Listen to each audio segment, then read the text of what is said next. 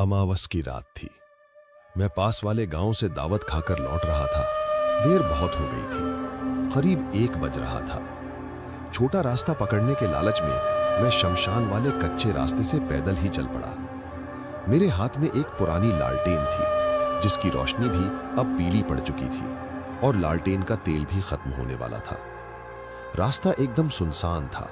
सूखी पत्तियों पर मेरे जूतों की आवाज कचर कचर गूंज रही थी। तभी मुझे एक अजीब सी महक आई, चमेली के फूलों की और इत्र की तेज महक। मैं थोड़ा ठिठका। इतनी रात को इस वीराने में इत्र कौन लगाएगा? जैसे ही मैं पुराने पीपल के पेड़ के नीचे से गुजरा, मुझे किसी के रोने की आवाज आई। हो हो हो, हो हो। मैंने लालटेन घुमाई। पेड़ की जड़ के पास एक औरत घुटनों में सिर दिए बैठी रो रही थी। वो थोड़ी थोड़ी डरावनी लग रही थी। मेरा दिल पसीज गया। मैंने सोचा कोई मुसीबत में है। मैंने दूर से ही पूछा, कौन हो बेटी? इतनी रात को यहां अकेले क्या कर रही हो? उसने बिना सिर उठाए रोती हुई आवाज में कहा, काका, मैं रास्ता भटक गई हूँ। मुझे डर लग रहा है।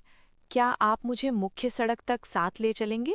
मैंने कहा, हाँ हाँ चलो, मेरे पीछे पीछे आ जाओ। मैं खौफनाक सफर में आगे चलने लगा और वो मेरे पीछे।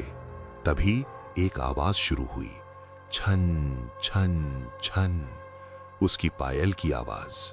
शुरुआत में तो सब ठीक था, लेकिन थोड़ी देर बाद महसूस हुआ कि पायल की आवाज बदल रही थी। पहले वो हल्की थी, लेकिन अब वो भारी हो गई थी। छन छन की जगह अब धम धम की आवाज आ रही थी, जैसे कोई बहुत भारी चीज जमीन पर गिर रही हो।